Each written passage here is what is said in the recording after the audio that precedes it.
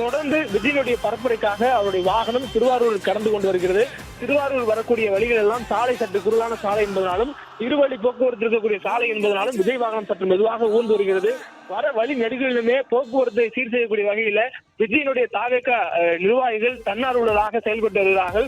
மேலும் எதிர் திசையில விஜய் தற்போது திருவாரூரிலிருந்து நாகப்பட்டினத்தை நோக்கி சென்று கொண்டிருக்கிறார். அதற்காக அவர் வெளியே செல்லக்கூடிய அந்த வழியில விஜய் வரக்கூடிய எதிர்வழியில் வரக்கூடிய வாகனங்கள் இருக்கக்கூடியவர்கள், குறிப்பாக பொது போக்குவரத்தான பேருந்து உள்ளிட்டவைகள் வரக்கூடிய பொதுமக்களும் கூட விஜயை பார்த்து கையசைக்கக்கூடிய அந்த காட்சிகளை பார்க்க முடிகிறது. மேலும் சாலையோரம் இருக்கக்கூடிய மக்கள் விஜயை பார்ப்பதற்காக வாகனத்தின் முன்னால் வந்து கையசைப்பதை பார்க்க முடிகிறது. விஜய் இருக்கக்கூடிய வாகனத்திற்கு முன்பகுதியில் அவர் வந்து அவருடன் கை குலுக்குவதற்காக அவர் வருவதும் அவருடைய கையால் அசைப்பதும் போன்ற செயல்களில் அவர் ஈடுபடுவதை பார்க்க முடியுது. பதிலுக்கு விஜயும் அவருடைய அன்பை ஏற்றுக்கொள்ளும் வகையில அவர்களுக்கு கை காட்டிய வண்ணமே தொடர்ந்து நகர்ந்து வருகிறார். விஜய் இதுவரையிலும் அவர் முன்வைக்கக்கூடிய பேச்சுகள் எல்லாமே ஆளும் தரப்புக்கு எதிராக தான் இருக்கிறது. மாநில அரசாக இருந்தாலும் மத்திய அரசாக இருந்தாலும் ஆளும் தரப்புக்கு எதிராகத்தான் அவருடைய கருத்துக்களை முன்வைக்கிறார். இந்த சூழல்ல விஜய் கடந்த முறை நடைபெற்ற மதுரை மாநாட்டில் ஒரு வேட்பாளரை அறிவிப்பதாக ஒரு கருத்தை தெரிவித்திருந்தார். அது சற்று நேரத்திற்குள்ளாக அனைவரையும் ஒரு பரவசத்திற்கும் சற்று ஆச்சரியம் மூட்டக்கூடிய நிலைமைக்கும் கொண்டு செல்லப்பட்டிருந்தது. குறிப்பாக தாவேகானர் சற்று ஒரு பரவசத்தை அடைந்திருந்தார்கள். விஜய் வேட்பாளர் பட்டியல் அறிவிக்கிறேன் என்று சொன்னதுமே அதே போன்று மற்றவர்களுக்கு சற்று ஆச்சரியமாக இருந்தது. கட்சி ஆரம்பித்த சில வெகு நாட்களிலேயே அதுவும் சுற்றுப்பயணம் மேற்கொள்வதற்கு முன்னதாகவே வேட்பாளர் பட்டியல் அறிவிக்க போறாரா என்று ஆச்சரியம் ஏற்பட்ட நிலையில விஜய் மதுரையினுடைய அனைத்து சட்டமன்ற தொகுதிகளையும் குறிப்பிட்டு அனைத்து தொகுதியிலும் போட்டியிடக்கூடிய வேட்பாளர் விஜய் என்பதை தெரிவித்தார். இதன் மூலமாக தமிழ்நாடு முழுவதும் சுற்றுப்பயணம் மேற்கொள்ளக்கூடிய விஜய் தன்னை ஒரு முகமாக முன்னிறுத்தி, தன்னை ஒரு பிராண்டாக முன்னிறுத்தி, தான் நிறுத்தக்கூடிய வேட்பாளர்கள் யாராக ஆயினும் அவர்களுக்கு தன் முகத்தின் அடிப்படையிலான வாக்கு சேகரிக்கக்கூடிய வகையில அவர் மதுரை மாநாட்டிலேயே தன்னுடைய அறிவிப்பை வெளியிட்டு விட்டார். அந்த வகையில தற்பொழுது அவர் செல்லக்கூடிய பகுதிகளிலும் வேட்பாளர் யாராக வேண்டுமானால் இருக்கலாம், ஆனால் விஜய்க்காக அவர்கள் வாக்களிக்க வேண்டும் வகையில் தான் தாவேகாவினர் பரப்புரையை மேற்கொள்கிறார்கள். தாவேகாவினர் போட்டு வைக்கக்கூடிய வரவேற்பு பதாகைகள்ல ஆங்காங்கே மாவட்ட செயலாளர்கள் அதே போன்று தலைமை பொறுப்பில் இருக்கக்கூடிய படங்கள் இடம்பெற்றாலும் கூட ஒவ்வொரு வீடுகளிலும் விஜயனுடைய சுற்றுப்பயணத்தின் பொழுதும் அல்லது விஜய் சொல்லக்கூடிய பணிகளை மேற்கொள்ளும் பொழுதும் வைக்கக்கூடிய அந்த பதாகைகள்லயோ அல்லது அந்த ஸ்டிக்கர்கள்லயோ விஜயனுடைய படம் மட்டுமே இருக்க வேண்டும் என்பதை கட்சியினர் உறுதிப்படுத்தியிருக்கிறார்கள். அதுக்கான அறிவுறுத்தலும் கொடுக்கப்பட்டிருக்கிறது. இதுபோல் தாவேகாவினர் தொடர்ந்து தேர்தலுக்கான ஆயத்தமான பணிகளையும் மேற்கொண்டிருக்கிறார்கள். விஜயனுடைய சுற்றுப்பயணத்தில் விஜயனுடைய பேச்சு பரப்புரை மட்டும் இல்லாது அந்த பகுதிக்குள்ளாக அவர்கள் கள அளவில் நேரடியாக சென்று பிரச்சாரம் மேற்கொள்ளும் வகையிலான ஒரு மாற்று ஏற்பாடாகவும் தான் விஜய் இந்த பயணத்தை மேற்கொண்டிருக்கிறார் என்ற தகவல் கள யதார்த்தமாக சொல்லப்படுகிறது. தமிழ்நாட்டில் ஆண்ட கட்சி ஆளும் கட்சியாக இருக்கக்கூடிய கட்சிகளுக்கு மாற்றாக வரக்கூடிய நேரங்களில் அதற்கு ஏற்றவாறு சற்றும் குறைவில்லாமல் முழு வலுவுடன் அரசியல் கட்டமைப்புடன் கட்சியை தொடங்க வேண்டும் என்ற அடிப்படையில 2023ஆம் ஆண்டு அரசியலுக்கு வருவதாக விஜய் அறிவித்தாலும் கூட 2024 நடைபெற்ற நாடாளுமன்ற தேர்தலில் தாவேகா போட்டியிடாது எனவும் அதே நேரத்தில் 2026 நடைபெறக்கூடிய தமிழக சட்டமன்ற தேர்தல் தான் விஜயனுடைய இலக்கு என்றும் கட்சியை தொடங்குவதாக அறிவித்த நேரத்திலேயே விஜய் அறிவித்திருந்தார். அதன் அடிப்படையில கடந்த 2 ஆண்டுகளாக தாவேகா முழு அளவுல தேர்தலில் போட்டியிடுவதற்கான களப்பணிகளை ஆற்றி வருகிறார்கள்.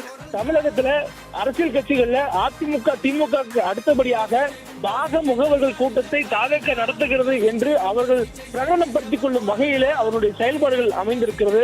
குறிப்பாக அண்மையில் அவர்கள் கோயம்புத்தூரில் நடத்திய பாக முகவர்களுடைய கூட்டம் அதற்கு ஒரு சான்றாக இருந்தது. அந்த கூட்டத்திற்கு பிறகாக அந்த கட்சியினுடைய தலைமை பொறுப்புகள் இருக்கக்கூடியவர்கள் சொல்லும் பொழுதெல்லாம் தமிழகத்தில் ஆட்சியில் இருந்திருக்கக்கூடிய அதிமுக திமுக அடுத்தபடியாக பாக முகவர்கள் கூட்டத்தை நடத்தக்கூடிய பெரிய கட்சியாக தமிழக வெற்றி கழகம் இருக்கிறது என்று அவர்கள் கிளைம் செய்த பேட்டிகளையும் கூட நம்மால் பார்க்க முடிந்தது. அதே வேளையில தமிழகத்தில் ஆட்சியில் அமைவதற்கெல்லாம் கூட்டணி மிக முக்கியமான ஒரு வலுவான காரணியாக அமைகிறது. அந்த வகையில கட்சி ஆரம்பித்து முதல் பொதுக்கூட்டத்திலேயே விஜய் தனித்து போட்டியிடுவதானாலும் சரி, ஆனால் நம்முடன் சிலர் வருவதற்கு விரும்பலாம், அப்படி வரக்கூடியவர்களையும் நாம் ஏற்றுக்கொள்ள வேண்டும் அல்லவா, அவ்வாறு வரக்கூடியவர்களும் ஏற்று மக்களுடைய ஆதரவுடன் தாவேகா ஒரு ஆட்சி மாற்றத்தை ஏற்படுத்தும் என்று முதல் பிரகடனத்தை விஜய் அறிவித்திருந்தார். அந்த அடிப்படையில விஜய் சுற்றுப்பயணம் மேற்கொள்ளக்கூடிய பகுதிகளில் அவர் அரசியல் சார்ந்த கருத்துக்களை முன்வைத்தாலும் கூட அரசியல் கட்சிகள்ல பிரதானமாக 2 கட்சிகளை மட்டுமே குறிவைத்து அவர் விமர்சனத்தை மேற்கொள்கிறார். மற்ற எந்த கட்சியும் விஜய் இதுவரையிலும் விமர்சித்தோ பேசுவதற்கான பேச்சுகள் இடம்பெறவில்லை. ஆனால் அவ்வப்போது அவருடைய சாடலாக அதிமுக இருந்தாலும் கூட அவர் பிரதானமாக தமிழகத்தில் முன்னிறுத்தக்கூடிய எதிரி திமுக கட்சியை தான் முன்னிறுத்துகிறார். அதே போன்று கொள்கை எதிரியாக பிரதானமாக அவர் முன்னிறுத்துவது பாஜகவை தான் முன்னிறுத்துகிறார். மற்ற கட்சிகளை அவர் விமர்சிக்காததால் தொடர்ந்து விஜய் மூன்றாவதாக ஒரு கூட்டணி உருவாக்க முயற்சிக்கிறாரா என்ற ஒரு கேள்வியும் எழுவதாக அரசியல் வட்டாரத்தில் பார்க்கப்படுகிறது. தொடர்ந்து விஜயனுடைய அரசியல் நகர்வுகள் என்பது தாவேகா தொண்டர்கள் மட்டுமின்றி அரசியல் களத்தை உற்று நோக்கக்கூடிய அரசியல் விமர்சகர்கள், ஆர்வலர்கள், அதே போன்று மாற்று கட்சியை சார்ந்தவர்களும் விஜயனுடைய நகர்வுகளை உற்று கவனிக்கக்கூடிய வகையில் இருக்கிறது. குறிப்பாக அதற்கு எடுத்துக்காட்டு கடந்த வாரம் சனிக்கிழமை விஜய் பேசிய பேச்சுக்கு ஒவ்வொரு கட்சி தலைவர்களும் ஒவ்வொரு கட்சியை சார்ந்தவர்களும் பதில் சொல்லக்கூடிய ஒரு நிர்பந்தம் காலத்தால் ஏற்பட்டதாக சொல்லப்படுகிறது. குறிப்பாக ஆளும் கட்சியாக இருக்கக்கூடிய திமுகவுடைய அமைச்சர்கள் விஜயனுடைய பேச்சுக்கு பதில் அளித்தார்கள். ஏனெனில் விஜய் நேரடியாக ஆளும் கட்சியான திமுக விமர்சித்திருந்தால் அதற்கு பதிலளிக்க வேண்டிய தேவையின் அடிப்படையில் திமுகவினர் அதுக்கு பதிலளித்தார்கள். ஆனால் அதிமுகவினரும் பதிலளித்திருந்தார்கள். அதிமுகவில் குறிப்பாக அதிமுக முன்னாள் அமைச்சர் ஜெயக்குமார் விஜயனுடைய வருகை அவர் குறிப்பாக எம்ஜிஆருடைய படத்தை பயன்படுத்துவதனால் அவருக்கு அதிமுக வாக்குகள் செல்லாது என்பதை தெரிவித்திருந்தார். அதே போன்று மற்ற அரசியல் கட்சி தலைவர்களும் கூட விஜயனுடைய கூட்டம் வாக்காக மாறுமா, வாக்கு அரசியலுக்குள் அவரால் ஜொலிக்க முடியுமா என்ற கேள்விகளுக்கெல்லாம் அவருடைய பதிலளிக்கக்கூடிய அந்த காட்சிகளை நம்மால் பார்க்க முடிந்தது. இதுபோல் தான் தொடங்கிய முதல் சுற்றுப்பயணத்திலேயே தமிழகத்தினுடைய அனைத்து அரசியல் கட்சி தலைவர்களுடைய எதிர்கருத்தையும் பெறக்கூடிய வகையில, அனைவருடைய கவனத்தையும் பெறக்கூடிய வகையில விஜயனுடைய சுற்றுப்பயணம் அமைந்திருந்து, அதே போல தற்போது 2வது வாரமாக சனிக்கிழமையில விஜய் தனது பரப்புரையை மேற்கொண்டிருக்கிறார். குறிப்பாக விஜயனுடைய பரப்புரையை கிரிட்டிசைஸ் செய்யக்கூடிய வகையிலாக இருந்தாலும் அல்லது விமர்சிக்கக்கூடியது எதிர் விமர்சனமாக இருந்தாலும் அல்லது நல்ல விமர்சனமாக இருந்தாலும் அந்த விமர்சனத்தின் மூலமாக விஜய் அவருடைய பேசு பொருளாக மாறியிருக்கிறார் என்ற ஒரு நிதர்சனம் மட்டும் தற்பொழுது அரசியல் வட்டாரத்தில் உருவாகி இருக்கிறது. மேலும் தொடர்ந்து விஜய் இன்றைய தினம் பேசக்கூடிய இந்த பேச்சுகள் வரக்கூடிய வாரங்கள்ல ஒரு அதிர்வலை ஏற்படுத்தக்கூடியதாகவோ அல்லது அரசியல் வட்டாரங்களில் பேசுபொருளாக மாறுமா என்ற எதிர்பார்ப்பு மீண்டும் எழுந்திருக்கிறது. கடந்த வாரம் சனிக்கிழமை அவர் பேசிய பேச்சுகளுக்கு தற்பொழுது வரையிலும் அந்த பேச்சுடைய விங்காரமாக எதிர்கருத்துகளும் அதை ஒத்து ஆதரிக்கக்கூடிய கருத்துக்களும் அரசியல் களத்தில் எழுந்து வருகின்றன. அதே போல இந்த வாரம் அவர் பேசக்கூடிய கருத்துக்கள் இந்த சனிக்கிழமை பேசுவது, அதற்கு பிறகாக அடுத்த சனிக்கிழமை தான் அவர் பிரச்சாரம் மேற்கொள்ளப் போகிறார். அந்த இடைப்பட்ட காலங்களில் அவருடைய பேச்சு மற்றவருடைய கவனத்தை ஈர்க்குமா, மற்ற அரசியல் கட்சியை சார்ந்தவர்கள் அவருக்கு பதிலளிக்கக்கூடிய வகையில் அது இருக்குமா என்பதெல்லாம் பொறுத்திருந்து பார்க்கப்பட வேண்டிய ஒரு கருத்தாகவும் இருக்கிறது. தொடர்ந்து விஜய் பேசக்கூடிய பேச்சு இந்த தினம் என்னவாக இருக்கும் என்ற ஒரு எதிர்பார்ப்புக்கிடையே அதற்கு ஒரு சமிஞ்சை கொடுப்பது போல தாவேகாவினுடைய பொதுச் செயலாளர் ஆனந்த் ஒரு செயலை செய்திருக்கிறார். அதாவது நாகப்பட்டினத்தில் 10:30 மணி அளவுல அங்கு குளிர்ந்திருக்கக்கூடிய கூட்டத்தை ஆசுவாசப்படுத்தும் வகையிலும் அவர்களுக்கு விஜயனுடைய வருகையை செல்லக்கூடிய அறிவிக்கும் வகையிலும் ஆனந்த் தாவேகாவுடைய கோச்சு ஆனந்த் பேசும் பொழுது விஜய் இன்னும் 1/2 மணி நேரத்தில் வந்து விடுவார் என்று சொன்னார். ஆனால் அவர் சொல்லும் பொழுது அவர் கழுத்தில் பச்சை நிறத்தில் ஒரு துண்டு இருந்தது. இதன் மூலமாக இன்றைய தினம் டெல்டாவில் அவர் பயணத்தை மேற்கொண்டிருப்பதன் மூலமாக டெல்டாவின் பிரதானமான தொழிலாக இருக்கக்கூடிய விவசாயத்தை பற்றி அவர் பேசுவார் எனவும் விவசாயத்திற்கு இருக்கக்கூடிய பிரச்சனைகள் குறித்து அவர் பேசுவார் என்பதும் தற்போது இதன் மூலமாக சின்னமாக ஒரு திட்டவட்டமாக தெரிகிறது.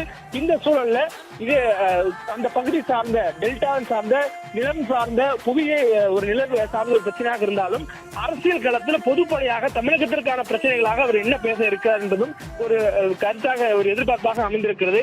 இந்த ஒரு வார காலத்தில் நடைபெற்றிருக்கக்கூடிய அரசியல் செயல்பாடுகள், அதே போன்று ஏற்பட்டிருக்கக்கூடிய பிரச்சனைகள், சூழல்களுக்கு விஜய் என்ன பதிலளிப்பார் என்ற ஒரு எதிர்பார்ப்பும் எழுந்திருக்கிறது.